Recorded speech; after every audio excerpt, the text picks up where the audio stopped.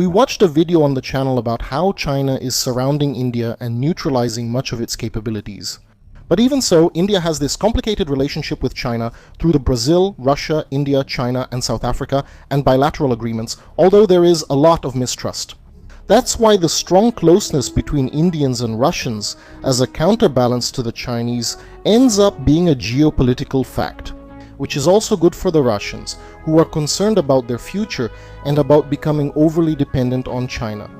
But then, wouldn't it be a good alternative for India to get closer to the West, especially the United States, and in a quick and summarized way? Indians don't trust the West, especially because the United States, not just China, is also surrounding the Indians, or at least trying to. And that's what we're going to see in today's video. But before that, don't forget to subscribe to the channel and share the video with everyone you know. To help the World Geopolitics channel keep growing, your support is absolutely vital for this channel to continue existing. I'm Geopolitical Mundial, and this is the World Geopolitics channel.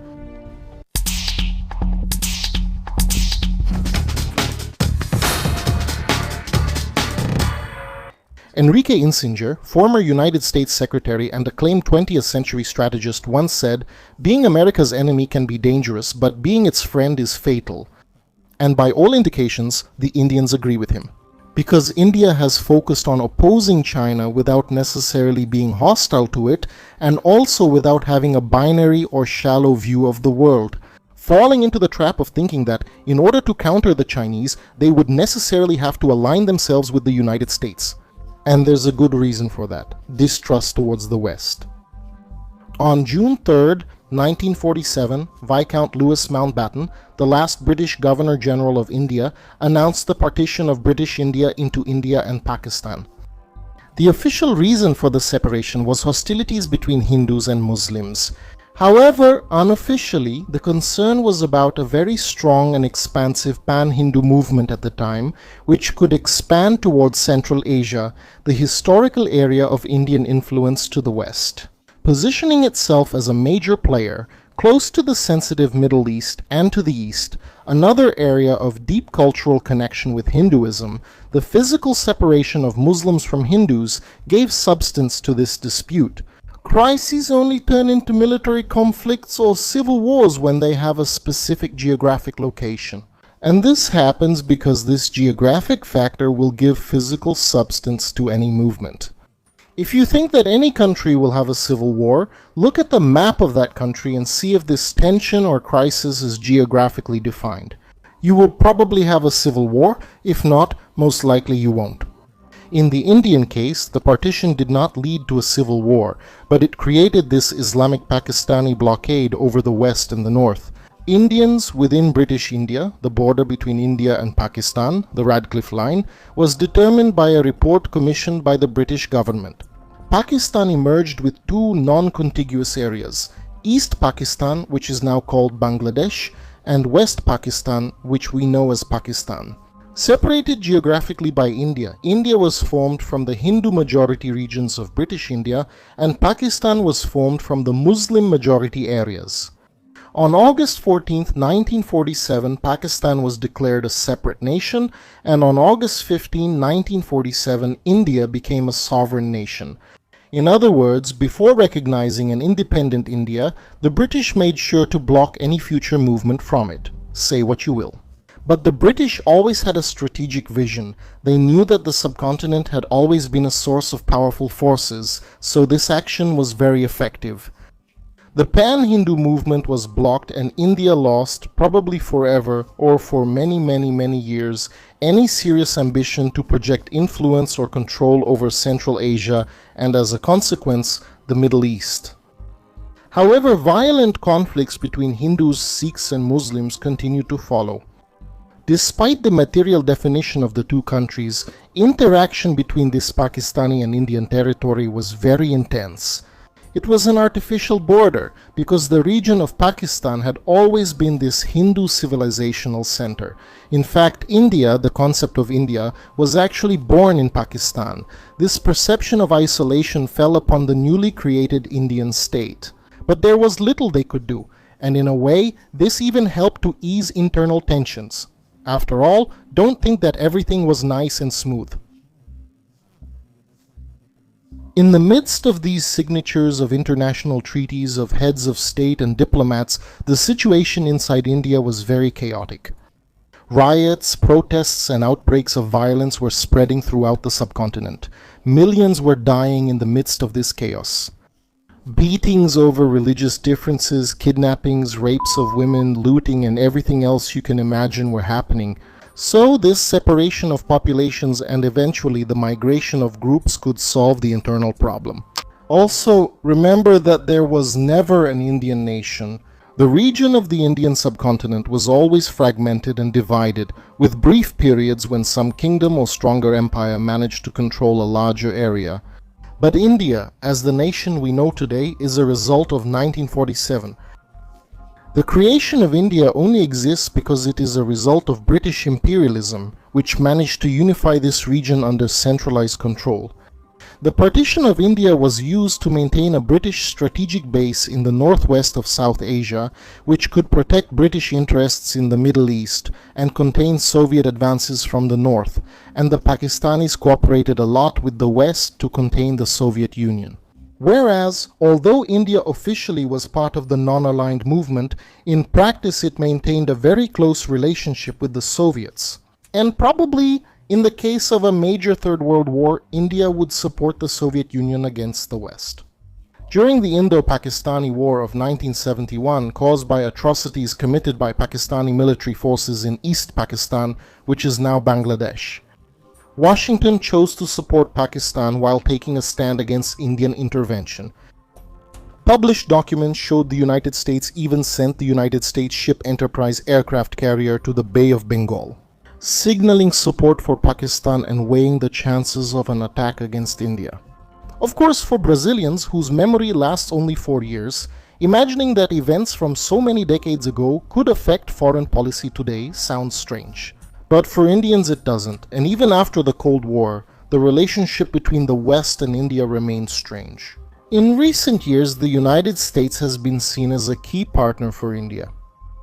Many see the United States as a special partner for India, especially in containing China's influence in Asia. However, it's more complicated than that, because the United States has often put its strategic interests in the region at odds with India's interests. Basically, Indians have doubts about any friendship with Washington, because, well, the history of interventions, sponsoring coups, betrayals, and wars by the Americans leaves New Delhi doubtful about American intentions. Regardless of your opinion on China, the Chinese lack the same history as Americans in that regard. What about the relationship with Russia? The Indians not only have this close and long-standing relationship that I mentioned, but also one of extreme mutual trust. To the point where the Russians rent their nuclear submarines to the Indians, a unique kind of agreement in the world. So understand, it's not as if New Delhi has the narrow and superficial view that to side with someone it needs to unconditionally align itself with another. For the Indians, the perception is of a multilateral threat, but with one side having a worse track record than the other. New Delhi's concern is that the American containment of the Chinese might end up, by extension, becoming an Indian containment. With around 750 military bases in 80 countries, many of them strategically positioned in Asia, especially in Japan and South Korea. Indian elites have often published that the containment of China is, by extension, a containment of India. Negotiations involving the possibility of an American base in Bangladesh have further increased these concerns. San Martin Island in Bangladesh, near the Bay of Bengal, holds great strategic value. Reports show that the United States wants to establish a military base on the island, potentially allowing close monitoring of India's naval activities and its nuclear submarine program. If the United States secures a military base in Bangladesh, it will significantly alter India's strategic calculus by bringing American military influence directly into the region. New Delhi's strategic autonomy may have to deal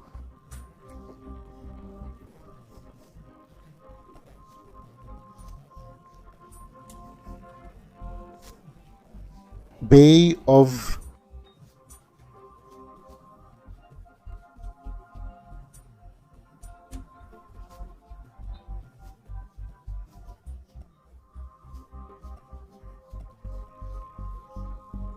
with American policies often clashing with Indian interests. It is the shelter that the United States has offered to separatist leaders like Singh Panun, an advocate of Khalistan separatism. Panun, who holds American citizenship, has called for the secession of the Indian state of Punjab, undermining the territorial integrity of India. Above all, in an extremely vital area. This is a point that has been systematically repeated, with anti-India elements taking refuge on American soil. This raises serious questions about the intentions of the United States, especially when these individuals openly support divisive agendas against India. Another example involves David Ridley, an American citizen of Pakistani origin who was involved in the 2008 Mumbai terrorist attacks. He conducted surveillance for the attacks and was arrested in the United States, but was never extradited to India despite requests. On the contrary, he made a plea deal with the American authorities, receiving a reduced sentence in exchange for cooperation, which protected him from being prosecuted in India. Another point that has been raised by Indian geopolitical analysts and diplomats is the perception that the United States is in decline, and so trusting a country like that could lead to two problems. The first being that they might eventually be abandoned if the situation gets too tough, as happened with the Kurds in the Middle East, who ended up abandoned by the Americans and left in the hands of the Islamic State after decades of loyalty. And secondly, being used as cannon fodder in a future war with China, as with the Ukrainians, who were crushed in Washington's proxy war with Moscow. Their words, not mine. Although India has diversified its partnerships since then, dependence on American defense technology presents new challenges, often limiting the country's own autonomy. The United States continues to be an important arms supplier to India, along with Russia. But this relationship between the Indians and the Americans has often resulted in delays, restrictions, and strategic setbacks. A classic example is the delayed engine supply for the Indian Tejas fighter jet. A critical project to reduce India's dependence on foreign aircraft, in 2021, India signed an agreement with General Electric for these engines. But recent delays have slowed down the Indian forces' modernization efforts, with members of the Indian government stating that this delay was intentional. Furthermore, historically, the United States has a pattern of blocking India's access to more sensitive military technologies. This has been used by some members of the Indian political class in anti-American speeches. During the 1970s, American intelligence closely monitored Indian nuclear facilities and sought to prevent nuclear tests from taking place. More recently, defense agreements between India and the United States have raised concerns about restrictions on India's operational autonomy. The history behind India's nuclear program is insanely complicated. It involved mysterious deaths of leaders who were behind the nuclear program. Even the deployment of the American Navy to threaten the Indians to abandon the nuclear program. Another case was the $3 billion deal for Apache and Chinook helicopters, signed in 2015, which opened the doors for the Communications Compatibility and Security Agreement in 2018. With its signing, all American origin platforms, including these helicopters, now come equipped with secure communication systems provided by the United States. The Indian military has accused this of being a mistake, as they are concerned that the Americans, because of this, might have the ability to monitor Indian activities. This has implications for India's strategic and military independence, and this dependence on American defense systems has also been criticized within the New Delhi government itself. Because this shows a major vulnerability if supply chains are disrupted due to political changes in Washington or diplomatic tensions between the two countries. In geopolitics, the United States has been active in India's regional dynamics, and its recent stance on the Khalistani issue seems to be part of a larger strategy. Recently, the United States responded strongly to two incidents involving Khalistani separatists. After the assassination of Nijar in Canada, which Canada claimed was the work of Indian spies, the United States supported the Canadian position as part of the Five Eyes alliance, indirectly pressuring India to cooperate. The Five Eyes is an Anglo-Saxon intelligence alliance including Australia, Canada, New Zealand, the United Kingdom, and the United States. And this happened at the same time as reports emerged of an alleged plot to assassinate a separatist leader, Khalistani, who also lives in the United States with the Indians. Looking at these cases, it seems the United States may be using the Khalistani issue to pressure India to adopt a stance more aligned with the West, especially on key issues. Like now in the war between Russia and Ukraine, where up to this point, India has maintained a neutral position focusing on its own strategic interests instead of taking sides. This has caused friction with the West, and even leaders in Washington have threatened to sanction the Indians. That's why, by raising the Khalistani issue, the United States may be signaling that India's choices in global affairs will have consequences, discreetly pressuring the country to reconsider its alliances. In many ways, this seems like an attempt to pull India away from a more autonomous path and bring it to the Western side. When in doubt, Indians have played with absolute neutral pragmatism, trying to take advantage of the tensions between China and the United States and Russia and the West. But how long they'll be able to do that is hard to say. Thank you all, I hope you enjoyed it, and don't forget to subscribe to the channel and share the video with everyone you know to help the Geopolitics World channel keep growing. And also don't forget to follow us on our other networks, Instagram and Telegram. Hugs and see you in the next video.